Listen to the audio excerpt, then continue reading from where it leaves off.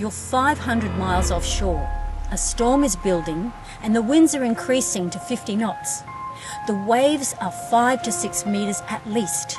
The crests of the waves start to break and the roar of the breaking waves over your boat is deafening. The whistling of the wind in the rigging is unnerving and you're tired. You look around and realize your life actually depends on whether your boat is going to handle the situation or not. And this all depends on what your boat is made of. Steel, aluminium, fiberglass, composite, carbon fiber, or wood. And what would you want under your feet right now?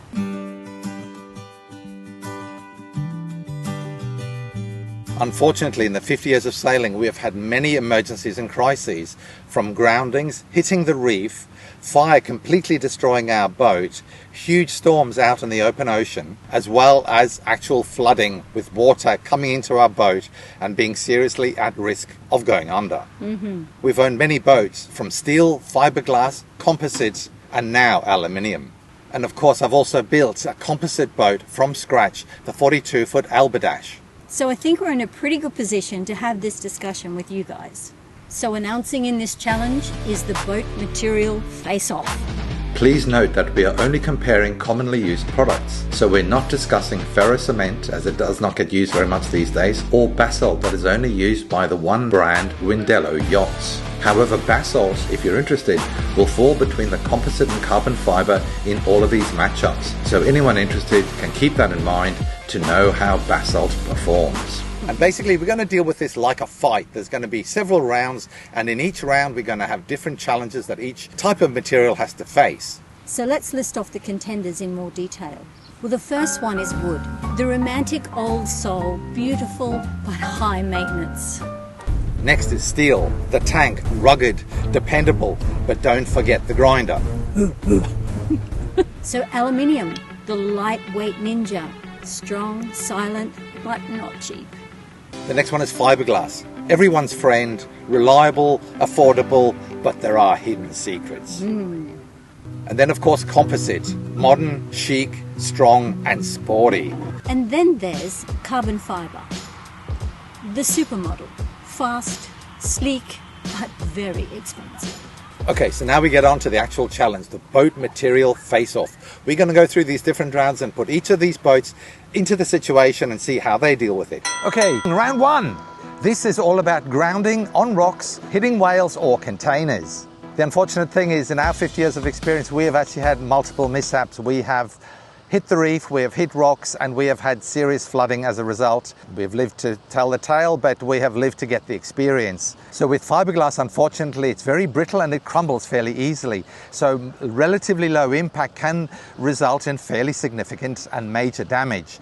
On the other hand, a composite boat like our Alberdash, which was a epoxy wood, epoxy sandwich, we've actually hit a submerged metal pole, which used to be a light, but it rusted, fell off, and about 6 inches underwater, there was this solid pole. We ran directly into it. The epoxy was so much stronger, the boat actually bounced off it. It gouged out the surface layer and the wood, but didn't get through to the inner layer. So we had no ingress of water, despite moving at about 5 knots at the time and hitting this completely solid metal pole. So that gives you some indication of how much stronger composites are compared to fiberglass. On one of our steel boats in the French canals, we hit the bottom many times and actually hit rocks as well as tree trunks and prams and debris at the bottom of the shallow canals.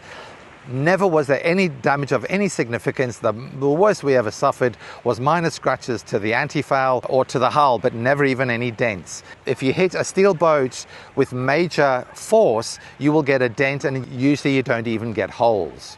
Aluminium is like steel. It will bend instead of crack or break open, so it can take quite a pounding when hitting anything from containers or reefs or whales. It'll bend, but certainly is much less likely to leak or break a hole. Carbon fiber has inherent strength, but its one weakness is sharp point contact. So hitting a whale, you're very likely to be okay in a carbon fiber boat, but if you hit rocks or a container, that sharp impact is likely going to crack through the hull and you're going to get a leak. But of course, inherently, carbon fiber is very strong, so it won't break nearly as much as a fiberglass boat for sure, or even a composite. Carbon fiber is the strongest of all of those materials.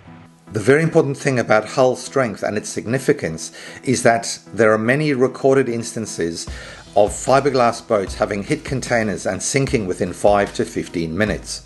There are also many other boats that have just disappeared with no survivors, and the most likely cause was because they hit a container and sunk very fast.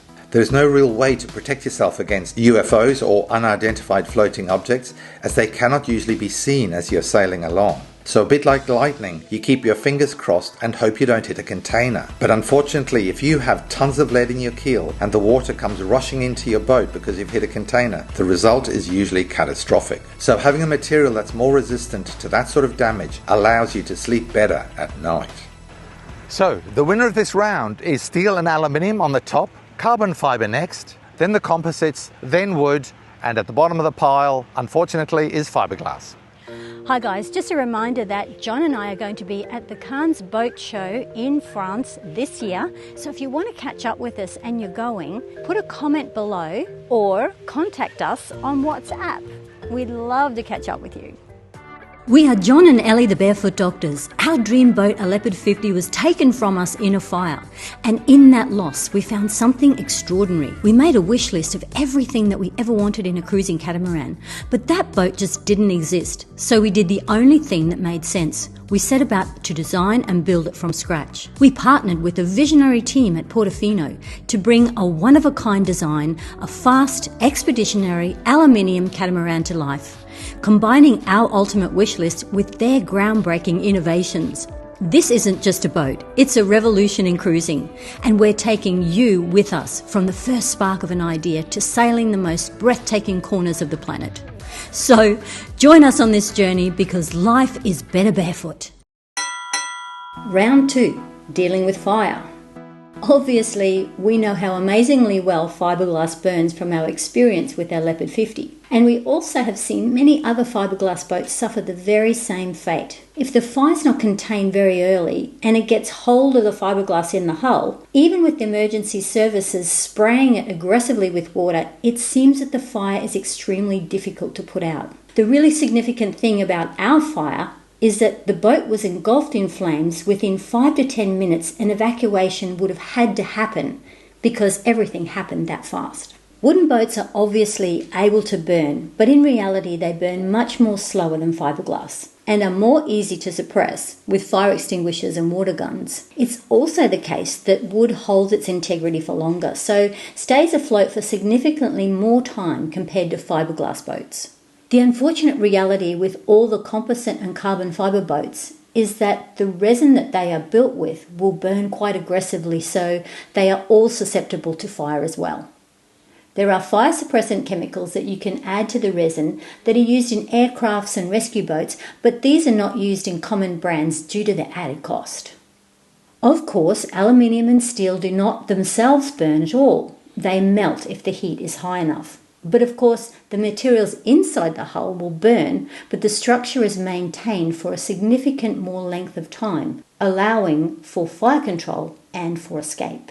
Also, as our burnt yacht was pulled out of the water, the one thing that did survive was our aluminium anchor. That was visible as the wreck was being hauled out. So the winners of this round, ding ding ding, are the heavyweight steel and aluminium and wood coming in third, and the other epoxy and fiberglass boats being last. Now on to round 3, surviving a severe storm. The ability to survive a storm is determined by the inherent strength of the materials for the hull, so steel and aluminium are the winners. Then the lightweight contender carbon fibre, as they have the resilience to cope with the largest of seas.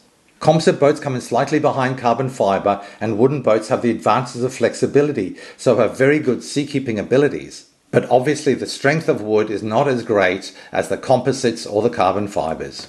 My experience with composites in storms was sailing Alberdash from Australia to New Caledonia, and we were caught in a wicked storm with 60-knot winds and huge seas of 5 to 8 metres. The boat handled it extremely well, with no creaking, no movement, no separation of any bulkheads or damage at all. The low strength of fiberglass again puts it at the bottom of the list for this round. It's also important to remember that the strengths of different brands of fiberglass boats will vary depending on how it's built. So that will create a huge variation in hull strengths and ability to cope with storms. So not all fiberglass boats are the same. The other major factors that influence survival through storms are the ability to take on water and still float. So things like watertight bulkheads, sealed compartments, and independent areas with their own bilge pumps will also add to the survival of each boat. These factors are completely independent of the hull type and absolutely dependent on the builder, so it's not related to the construction material. So this round's winners are carbon fibre, steel and aluminium, with composite, then wood and fiberglass pulling up the rear. Round 4, maintenance over 10 years. So let's get started. Unfortunately, in this category, wood comes in very badly because of the high level of maintenance required to keep the water and sea creatures out of the wooden hulls.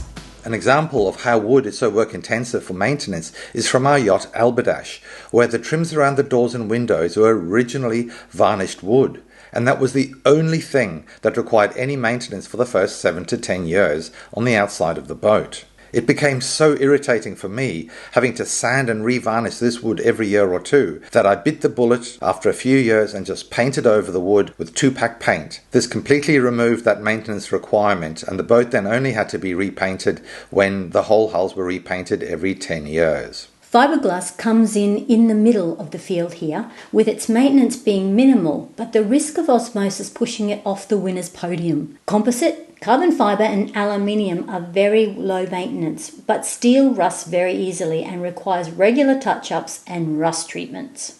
And of course, all boats need regular anti-foul, so have to be hauled out, cleaned and repainted. And it's unfortunately feels like a lot of our life has been spent under boats painting their bottoms. So the joint winners of this round, ding ding ding, are carbon fibre, composite and aluminium, with fiberglass coming next, then steel and then wood.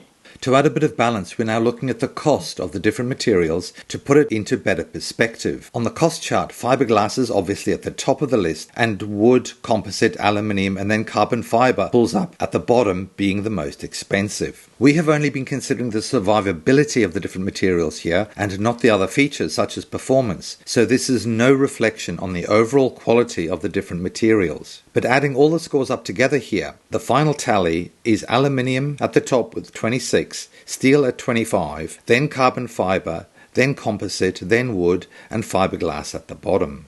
Steel comes in high on this survivability scale, but the performance of steel is very poor as the weight results in slow sailing. So it looks like poor old fiberglass is taking a bit of a beating. The upside for fiberglass is that it is cheap to build. They are produced very quickly, being made out of molds. They are easily repaired by the owners or shipyards around the world, and these processes are very easy to do. These are all the features that make them the single most common yacht on the ocean, despite the disadvantages in the other categories. So that's got to account for something.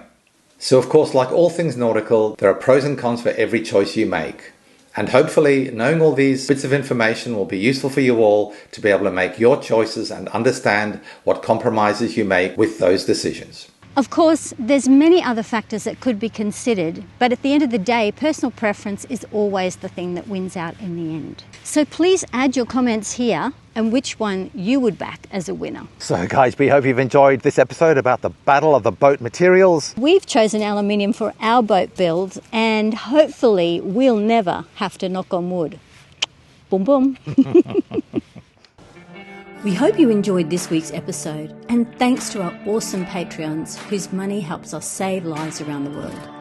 Please make sure you subscribe and ding the bell so you don't miss out on any of the exciting upcoming episodes. Hold on to your dreams, because like the wind in the sails, they propel you towards endless possibilities.